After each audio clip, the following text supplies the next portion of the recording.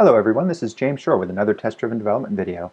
It is May 27th, so I'm doing a new batch, but I've following up fairly closely with the last episode, so we're just going to get right into it. What we did last time was we were working on a spike to see how to create an icon that was going to show up next to a text field, and we kind of got that working, but we never got it working as beautifully as I'd like it to be. I really want it to be inside of the text field, and that never really worked the way I hoped. By the way, since I'm recording these all at the same time at the end of May, by the time you see this, I'll have finished this work, so if you have suggestions, I really appreciate it, and I will try to take those into account in the future, but probably won't affect the way I approach the problem right now because I'll have finished this batch of episodes before I hear your comments. So please do comment, just don't be disappointed if I don't respond to it in the videos right away. So I will try to respond online though and with my own comments. So an idea I had before, just before I started recording this time is I'm using this grid bag layout. I wonder what would happen if I used a border layout and put the text field in the northern field. I think that might have the behavior I want. So I'm going to do that real quick. Border panel.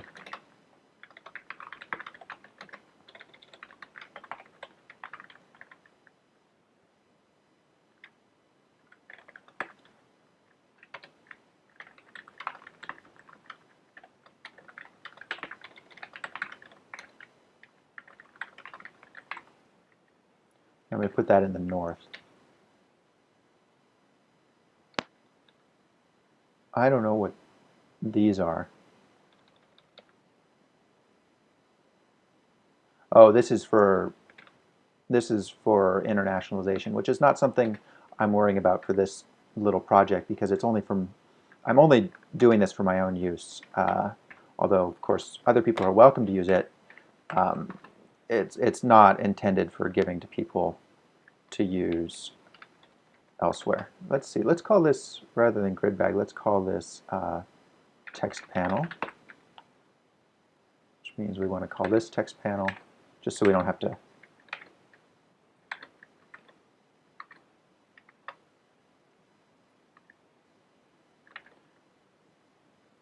okay, there we go.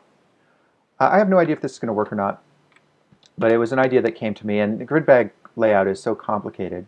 Oh, perfect. Great. That's exactly what we need. Wonderful. Wonderful, wonderful. Okay, so we got that working. Let's go ahead and try that in our... oh, you know what?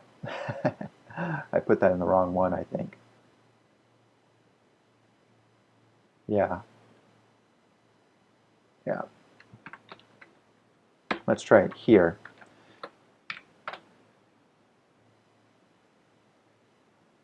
Yeah, we still got that weird behavior where it's disappearing. The border works perfectly, though. So that's nice. It's just not working otherwise, which is unfortunate.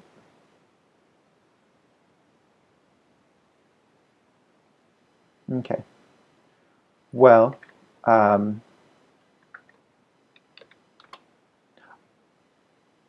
I am going to do a bit of research real quick into why I'm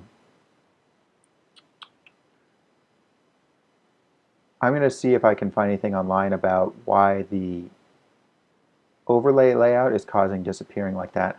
I will be back in a moment. Okay, I'm back. So I did a quick little bit of research but didn't find anything. I am sure there is a way to make this work, but unfortunately I'm just not aware of what that might be. One thing I'm going to try real quickly is what happens if we make the text panel opaque or translucent.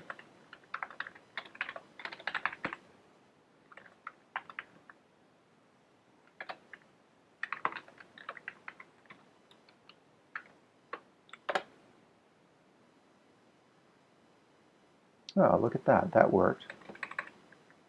That worked perfectly. Wasn't that interesting?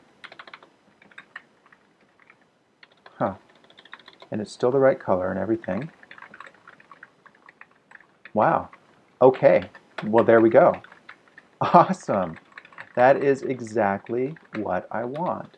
It is a little wonky in that the text goes underneath the exclamation mark, but I think I can forgive that. That is beautiful. I love it. Oh, that is just gorgeous. Ha, fantastic. I had pretty much given up hope on getting the overlay layout to work. I love the way that looks so much. All right, well, very cool. So there we go. We got it working. Now, the next thing I want to do is I'm going to, let's see, I'm going to rename this to with overlay layout, and this to with, you know, side by side layout, for lack of a better term. And the next thing I want to do is I want to experiment with making that button or that icon appear and disappear. And to do that, I'm going to steal a little bit of code from another spike. Oops, why do we have a warning?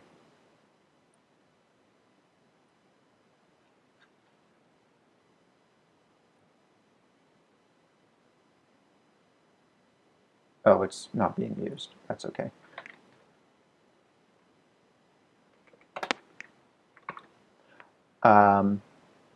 Let's see. One of our early spikes, we just tossed a button in.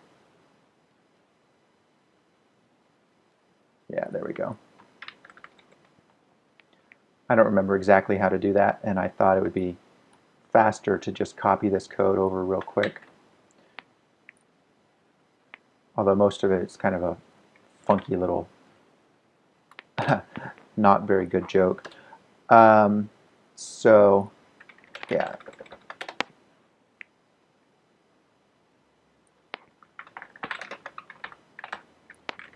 There we go. There's our button. I think we can skip that and just return the button. And then here,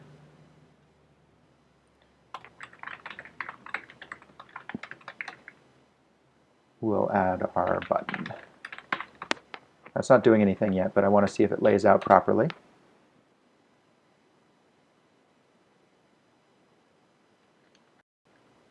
Okay, that's looking promising. Yeah, the button's expanding, but that's okay. No need to worry about that. There we go.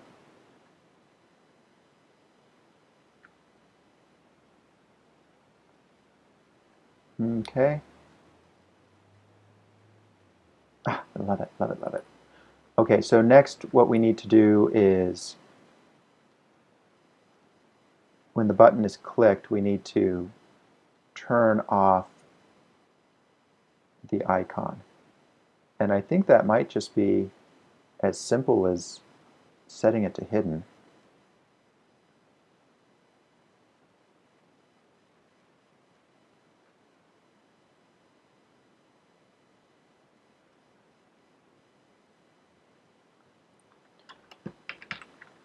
I'm going to do some nasty little code here that I would never actually do in real software.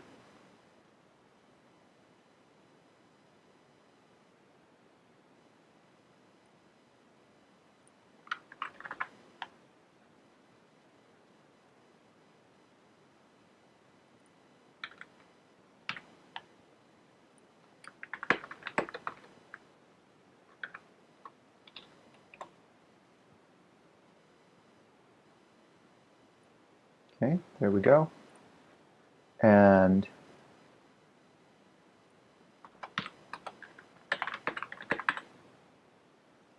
what happens if we just set it to invisible?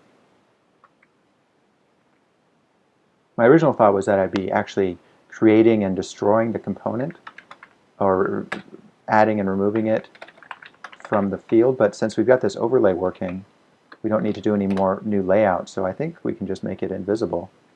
There we go. So, oops. Didn't mean to do that. So yeah, I think now this is going to be really simple. We'll just say icon label dot set visible not whatever it is.